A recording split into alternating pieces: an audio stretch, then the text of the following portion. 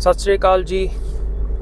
मैं आप लोगों को हमेशा गुड मॉर्निंग विश करता हूँ, पर मुझे कमेंट्स में बड़ी रिस्पेक्ट और प्यार से आप लोग विश कर रहे हो सत श्री अकाल जी। तो फिर मैंने कहा कि चलो इसी से शुरू करेंगे आज। सत श्री अकाल जी वंस अगेन। मेरा नाम है इंद्रजीत सिंह और आप देख रहे हैं राइट एंड सीख। लास्ट वीडियो फिर से आप लोगों ने काफ़ी पसंद किया और अप्रिशिएट किया। लास्ट वीडियो किस बारे में था? How to use correctly a part time 4x4। Jimny एक पार्ट टाइम 4x4 व्हीकल है। ये हर टाइम हम इसे 4x4 में यूज़ नहीं कर सकते। ये कंपनी की मैनुअल में भी लिखा हुआ है।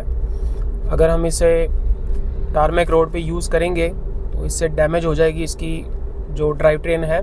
वो सारा जो भी डिस्कशन था वो लास्ट वीडियो में था, तो आप उस वीडियो पे जाके पहले वो वीडियो देख सकते हैं, सो दैट ये कंटिन्यूशन में जो वीडियो मैं आज बना रहा हूँ आपको थोड़ा ज़्यादा इसमें समझ आए। मैं उसका लिंक आई कार्ड में दे दूँगा, ये नीचे थंबनेल भी आ रहा होगा, तो आप ये वीडियो पहले जाके देख सकते हैं। और अगर आप पहले से देख चुके हैं तो फिर चलिए आज के डिस्कशन को शुरू करते हैं। मैंने लास्ट जो वीडियो था उसमें बात की थी कि हम इसे 4x4 को ओकेजनली यूज़ कर सकते हैं जब कंडीशंस अलाउ करें तभी।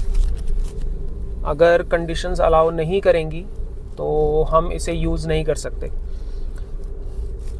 तो अब मान लीजिए कि ऐसा एक कोई केस है कि कोई सिटी के लिए ले रहा है या हाईवे के लिए ले रहा है और वो इसे 4x4 यूज़ करता ही नहीं है, कर ही नहीं पाएगा, क्योंकि वो उस सिचुएशन में नहीं जाएगा जब, तो वो 4x4 यूज़ नहीं कर पाएगा। या फिर कोई बहुत रेयरली यूज़ करता है, कभी साल 2 साल में एक आध बार कोई ऐसी जगह पर चले गए जहाँ पर यूज़ किया जा सके, अदरवाइज़ वो यूज़ नहीं करते। तो उस केस में जब कोई एक सिस्टम को हम यूज़ नहीं करते बहुत टाइम तक, वो सिस्टम वर्किंग कंडीशन में कैसे रहे, सही वर्किंग कंडीशन में कैसे रहे, ये कैसे इंश्योर करें। देखिए, जो 4x4 है सिस्टम, इसमें क्या क्या इक्विपमेंट है 2 मिनट उस पर बात करते हैं, फिर देखते हैं इसे कैसे मेंटेन हम कर सकते हैं, वर्किंग कंडीशन में कैसे इसे रख सकते हैं। आपके पास एक इसमें ट्रांसफ़र केस होता है, एक ट्रांसफ़र लीवर होता है। जो ट्रांसफ़र लीवर आपको 2 व्हील मोड से 4 व्हील मोड में शिफ्ट करने में हेल्प करता है। उससे आप 4 हाई लगा सकते हो, 4 लो लगा सकते हो। ठीक है, एक तो इक्विपमेंट ये हो गया। दूसरा फ्रंट डिफरेंशियल होता है, क्योंकि बाय डिफ़ॉल्ट ये जो गाड़ी है ये रियर व्हील पे चलती है, तो जो रियर डिफरेंशियल है वो तो हर टाइम एंगेज रहेगा ही रहेगा। आप जब भी गाड़ी को चलाओगे वो रियर डिफरेंशियल यूज़ होगा, लेकिन फ्रंट डिफरेंशियल तभी यूज़ हो पाएगा जब आप इसे 4x4 में एंगेज करेंगे, अदरवाइज़ वो यूज़ नहीं होगा। तो हम ये कह सकते हैं कि जो फ्रंट डिफरेंशियल है वो 4x4 का ही एक पार्ट हो गया। तीसरा इम्पॉर्टेंट इक्विपमेंट इसमें है जो इसके वैक्यूम हब्स हैं। जब आप इसे 4x4 में शिफ्ट करते हैं तो ट्रांसफ़र केस जो है फ्रंट डिफरेंशियल को एंगेज करेगा, लेकिन व्हील अभी भी फ्री रहते हैं जो फ्रंट वाले हैं। जो फ्रंट व्हील एंगेज तभी होंगे जब आप इसे 4x4 में डालेंगे, तो वो जो वैक्यूम क्रिएट होता है, जो इंजन वैक्यूम क्रिएट करता है, उससे लॉकिंग हब्स होते हैं जो आगे के व्हील को कनेक्ट कर देते हैं। तो 3 इम्पॉर्टेंट कंपोनेंट आप ऐसा समझ लीजिए कि 3 इम्पॉर्टेंट कंपोनेंट हैं एक 4x4 में। जब आप इसे 2 व्हील से 4 व्हील में शिफ्ट करते हो तो 3 इम्पॉर्टेंट कंपोनेंट हैं वो जो काम में आते हैं। पहला ट्रांसफ़र केस, दूसरा फ्रंट डिफरेंशियल और तीसरा वैक्यूम लॉकिंग हब्स। इन तीनों का वर्किंग कंडीशन में होना ज़रूरी है। मैंने एक रूटीन बना ली है। वो रूटीन क्या है कि जब मैं गाड़ी चलाता हूँ और एक दिन में 30, 40, 50 किलोमीटर मैंने गाड़ी चलाई, थोड़ा सा गाड़ी को थोड़ा गर्म होने दो, इंजन गर्म होने दो। उसके बाद जब हीट हो जाए अच्छी तरह से गाड़ी, तो आप बिल्कुल सीधी सड़क पर, जहाँ पर आपको बिल्कुल कोई टर्न नज़र ना आ रहा हो, थोड़े टाइम आगे तक, मतलब थोड़ी दूर तक, 400-500 मीटर तक आपको कोई भी टर्न नज़र नहीं आ रहा और आपको पता है कि गाड़ी बिल्कुल सीधी चलेगी, आप on the fly, on the go 2 wheel को 4 व्हील में शिफ्ट कर सकते हैं। 4 हाई ओनली, याद रखिए 4 हाई ओनली, 4 लो नहीं, तो कंपनी की जो मैनुअल है उसमें भी ये लिखा है कि आप 100 किलोमीटर पर आवर से कम की स्पीड पर on the go he 2 wheel को 4 व्हील में शिफ्ट कर सकते हैं 4 हाई में। 4 लो के लिए आपको इसको रोकना पड़ेगा और न्यूट्रल करना पड़ेगा। ठीक है, तो आप देखिए, ये मैं अभी चल रहा हूँ लगभग कोई 40-50 के आसपास, और मेरे सामने अभी बिल्कुल सड़क खाली है और बिल्कुल सीधी है। तो देखिए, मैंने इसे 2 व्हील से 4 व्हील में शिफ्ट कर दिया और ये सामने देखिए इंडिकेटर आ गया 4 व्हील का। अब मुझे यहाँ पर स्टीयरिंग यूज़ नहीं करना, ये इंपॉर्टेंट चीज़ है। बिल्कुल भी स्टीयरिंग को बिल्कुल भी यूज़ नहीं करना। स्टीयरिंग इनपुट आपकी तरफ से बिल्कुल भी कुछ भी नहीं होना चाहिए। गाड़ी बिल्कुल सीधी चलनी चाहिए। आपने 200-300 मीटर चलाया, फिर आगे मोड़ आ गया या आपको टर्न लेना पड़ा, तो आप इसे वापस से 2 व्हील मोड में स्विच कर दीजिए, वापस से शिफ्ट कर दीजिए 2 व्हील मोड के अंदर। उसके बाद फिर से देखिए, फिर थोड़ी सी आगे अगर मुझे फिर से खाली एक सड़क मिली है तो मैंने फिर से इसे यूज़ कर लिया और फिर से मैंने 200-300 मीटर चलाया, और वापस अगर आगे कोई मोड़ आ रहा है तो मैं इसे फिर से वापस शिफ्ट कर दूंगा 2 व्हील के अंदर। मैं सिर्फ देखिए 4 हाई में शिफ्ट कर रहा हूँ, 4 लो में नहीं, क्योंकि on the fly on the go आप 4 लो में शिफ्ट नहीं कर सकते। उसके लिए आपको गाड़ी को रोकना पड़ेगा। जब मैं इसे 2 व्हील से 4 व्हील हाई में शिफ्ट करके चला रहा हूँ थोड़ी देर, इसके जितने भी पार्ट्स हैं वो सारे यूज़ हो रहे हैं। देखिए, ट्रांसफ़र केस एंगेज हो रहा है बार बार, फ्रंट डिफरेंशियल एंगेज हो रहा है बार बार, और फ्रंट डिफरेंशियल के जितने भी पार्ट्स हैं वो सारे लुब्रिकेट हो रहे हैं। फ्रंट डिफरेंशियल का जो भी ऑयल है वो सर्कुलेट हो जाएगा और सारे पार्ट्स उसके लुब्रिकेट हो जाएंगे। जब मैं इसे 2 व्हील से 4 व्हील में शिफ्ट कर रहा हूँ तो जो इसके लॉकिंग हब्स हैं, जो वैक्यूम क्रिएट होता है और लॉकिंग हब्स हैं, वो इस तरह से आके आपस में ऐसे फंस जाते हैं, तो वो भी बार बार एंगेज और डिसएंगेज हो रहे हैं। ऐसा आपको फ्रीक्वेंटली नहीं करना है।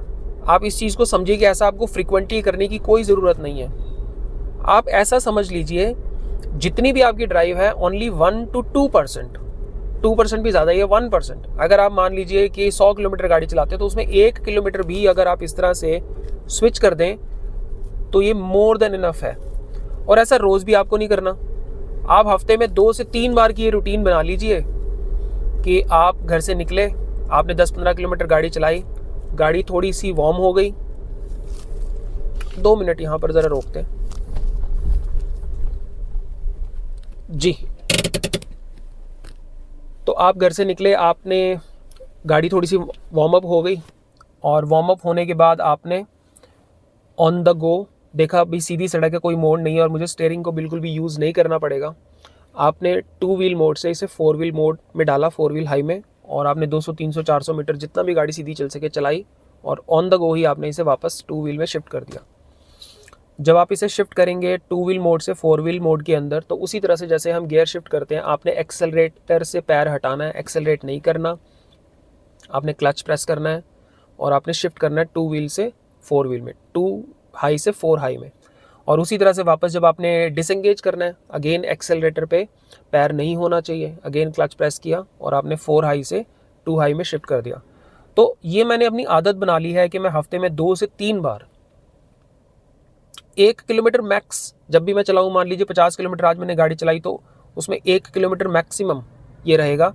मैं इसे कभी एंगेज कभी डिसएंगेज कर लेता हूँ, लेकिन मैं इन चीज़ों का ध्यान रखता हूँ कि मुझे स्टीयरिंग यूज़ नहीं करना। बस आप इस चीज़ का ध्यान रखो, आपको स्टीयरिंग यूज़ नहीं करना। बिल्कुल गाड़ी सीधी चलनी चाहिए, बिल्कुल ऐसे आपको 200 मीटर का पैच मिले, 300 मीटर का पैच मिले। अच्छा, ये तो हो गई एक चीज़ जो रूटीन में हम इसको कर सकते हैं।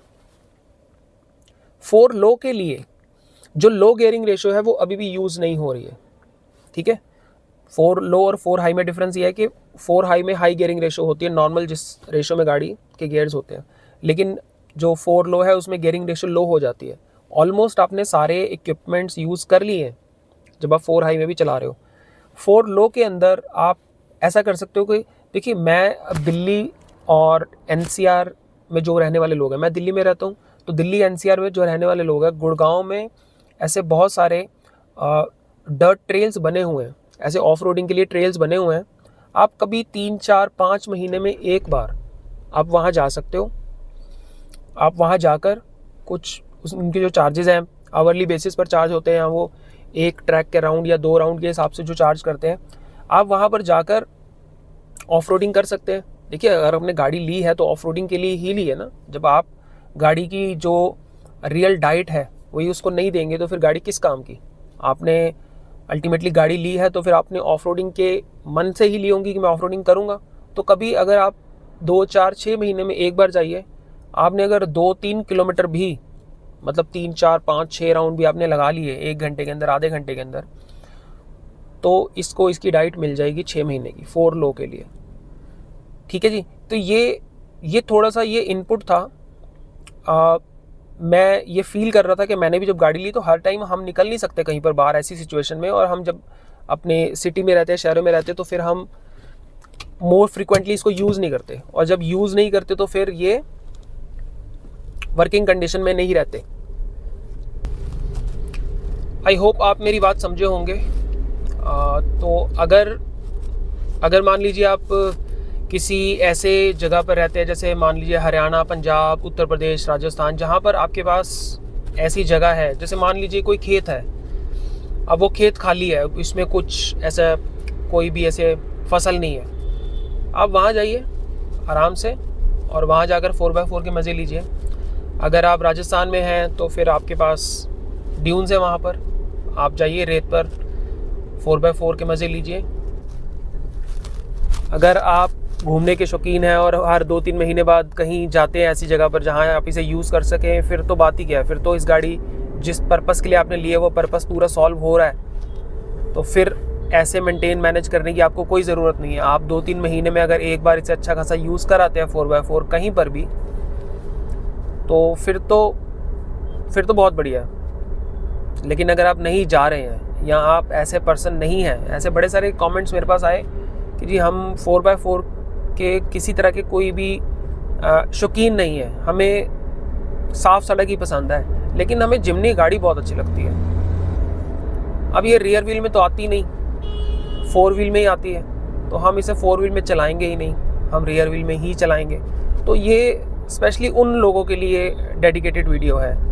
या फिर आप ये कह लीजिए कि जब हम कभी निकल ही नहीं पाए बहुत टाइम तक, तो उस टाइम पर हम कैसे अपनी मशीन को वर्किंग कंडीशन में रखें, ये कुछ इस तरह से हम इसे समझ सकते हैं। तो आई होप आप लोगों को ये इन्फॉर्मेशन अच्छी लगी होगी। ये इन्फॉर्मेशन आप लोगों के काम आएगी जिनके पास गाड़ी है या जो लेना चाहते हैं। अगर गाड़ी स्पेशल है तो केयर भी करनी ही पड़ेगी उसी तरह से, ये आम कार की तरह नहीं है। अगर ये स्पेशल है तो फिर इसकी केयर भी स्पेशल ही रहेगी। मिलते हैं फिर नेक्स्ट वीडियो में किसी तरह से किसी और नए टॉपिक के साथ। आप लोगों के कोई भी अगर और क्वेरीज हों तो आप कमेंट कर सकते हैं। मैं कोशिश करूँगा ज़्यादा से ज़्यादा आपकी क्वेरीज को आंसर कर सकूं, और अगर कोई इंटरेस्टिंग क्वेश्चन है जिसके लिए डिस्कशन की ज़रूरत है तो फिर एक डेडिकेटेड वीडियो बनाया जाए उस पर। आप लोगों के व्यूज़ आ रहे हैं, आप लोग देख रहे हो, आप लोग कमेंट कर रहे हो, उतने सब्सक्राइबर्स शायद नहीं आ रहे हैं। मेरा जितना भी व्यू काउंट होता है उस पर 70-75% ऐसे लोग देख रहे हैं जिन्होंने चैनल सब्सक्राइब नहीं किया। So if you like the content, if you like the information, तो प्लीज़ सब्सक्राइब द चैनल। इससे अच्छा कंटेंट क्रिएट करने की थोड़ी मोटिवेशन आती है। ये एक तरह की कम्युनिटी है, एक तरह का ग्रुप है जो लाइक माइंडेड पीपल हैं। ऑब्वियसली अगर आप इस वीडियो पर आए हैं तो डेफिनेटली आप लोगों को इन जैसी गाड़ियों में और ट्रैवल करने में इंटरेस्ट होगा तभी। तो ये एक कम्युनिटी है, ग्रुप है लाइक माइंडेड पीपल्स का। तो अगर आप लोगों को कंटेंट अच्छा लग रहा है तो subscribe the channel, share the content, like the content, और कमेंट बॉक्स आपके लिए हमेशा खुला है। अपनी राय आप वहाँ पर रख सकते हैं। मिलते हैं नेक्स्ट वीडियो में इसी तरह से कोई इन्फॉर्मेशन के साथ। Till then, ride safe, drive safe, enjoy life.